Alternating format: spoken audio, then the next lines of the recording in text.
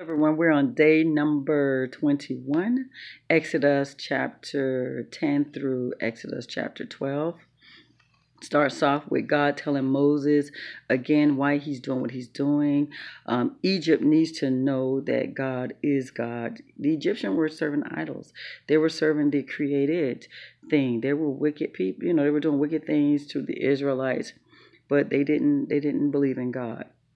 Also the Israelites, to prove that God is who he says he is, and they needed to see how powerful he can be.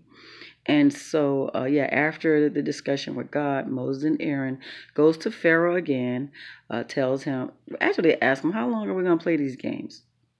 How long are you going to rebel? And so Moses, Pharaoh's like, no, take that back. Moses tells them, if you do not let the children of Israel go, then I'm gonna send locusts.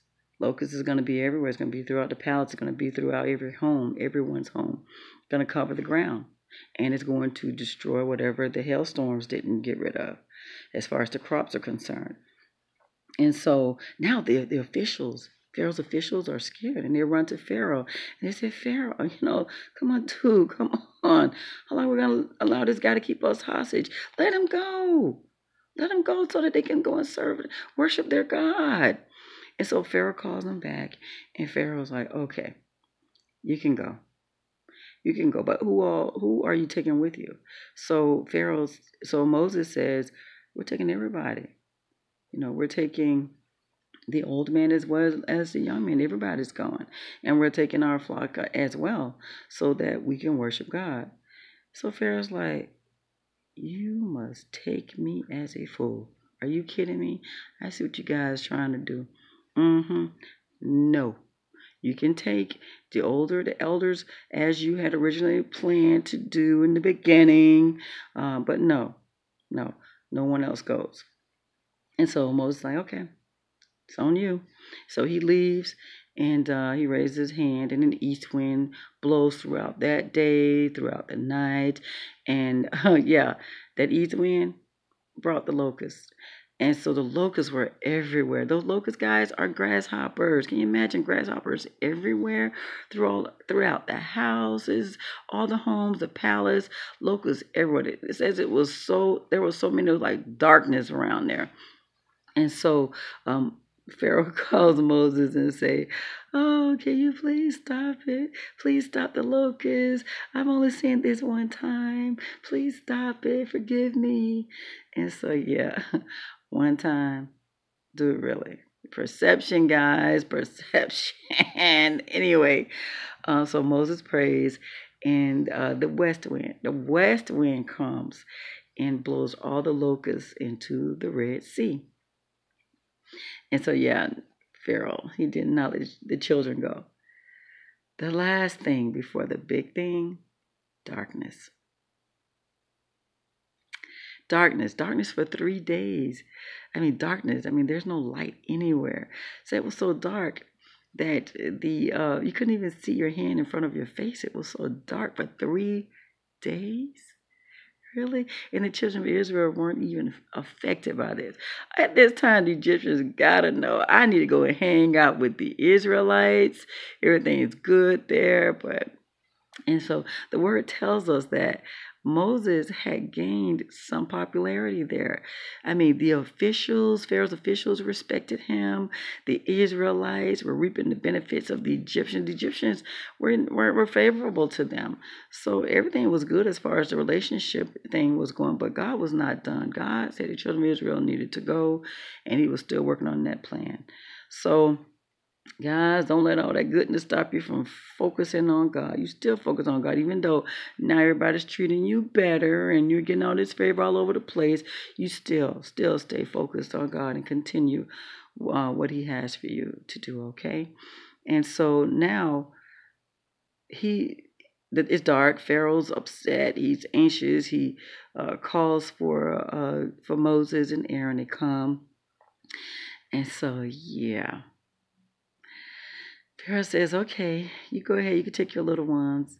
But you can't take your flock. So Moses like, no, we got to take the flock too. And we need some of yours so that we can make sacrifice to God. We don't know what type of sacrifice God wants from us. So he wants us to take us, the kid, everyone must go, even our flocks. Pharaoh's like, get the heck up out of my face. I'm not even playing with y'all no more. I am done. I am done. This has gone on for too long. Get out of my face. I don't even want to see your face again. If I see your face again, I'm definitely going to kill you. Moses said, okay, gotcha. You won't see my face again. And so then he leaves. Yeah, so Moses makes this grand announcement, and he lets everyone know that, that, in fact, I think he told him that message about he won't see his face again before the darkness, or was it after darkness? I don't remember which order it was, but he made this final announcement that the firstborn is going to die. Firstborn from Pharaoh all the way down to the firstborn that's in the dungeon. Everybody is going. All the children of Egypt's firstborn will die. And if there's any livestock available, even the firstborn of the livestock, if there's any more left. So God gives Moses these instructions on Passover meal. And so, yeah, with the unleavened bread and, the sacrifice and all that stuff. And then he calls the elders together and tell them to take, these lambs and drain them of blood and take the branches of the hyssop branches and dip the branches in the blood and brush the blood over everyone's doorpost, the size of the doorpost, and no one is to leave their house. Yeah, again, if I was an Egyptian, I'd be all up in there. I'd be trying to move in on somebody. And so the whole plan is when the death angel comes, he will pass over everyone who has that blood over their door. And so, yeah, the death angel comes and kills all the firstborns of the Egyptians. Yeah. They wake up in the middle of the night and they see their firstborns dead.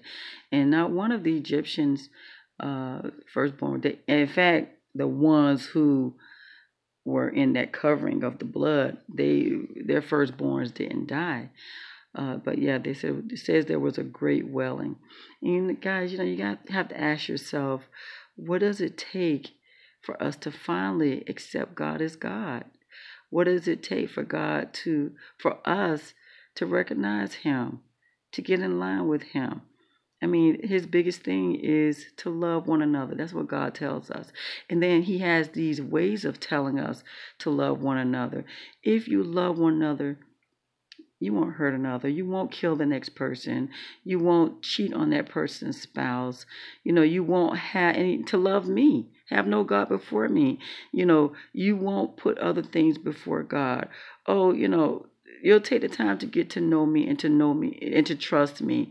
And so, guys, I'm not going to say it's easy to be who God wants you to be alone. You cannot do it. That's just a fact. I mean, you have people say, I'm a good person, but trust me, guys, it's hard to have that type of love that God wants you to have without him.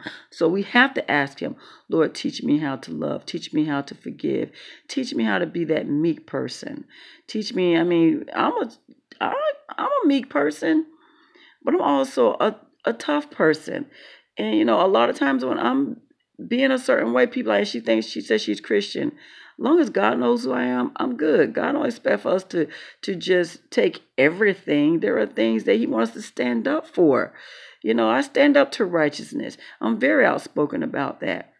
But he wants us to show love, and there's a way he wants to present love. We don't have to be a fool for everybody and everything. But the way that God tells us to love makes us seem like a fool for everything. But there are times that, no. So what will it take for us to be that person who God wants us to be? So in this life, you will go through stuff. God will teach you how to be the person he wants you to be. You don't have to answer to everyone. You just have to answer to God. And so look at this. Pharaoh done lost his son. All the Egyptians done lost their firstborn.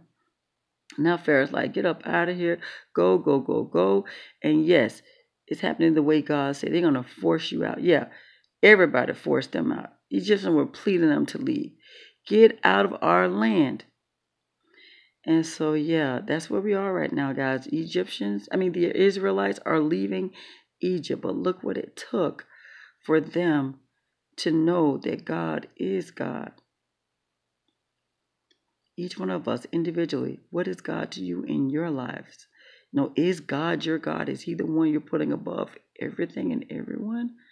Or are you letting everything and everyone and your feelings and your desires supersede God's? So, examine yourself through the word. See yourself through the word. God is so good. This word is good. Everything we've read, guys, just think on that stuff. And, ask God, okay, what am I supposed to learn from this? Even through your everyday life. Lord, what am I supposed to learn from this? This is what I feel, but this is how you say deal with it. And God will teach you how to be the person he wants you to be. Okay? So, guys, that was day number 21. And God bless you. Continue the journey. Okay? Have a blessed day.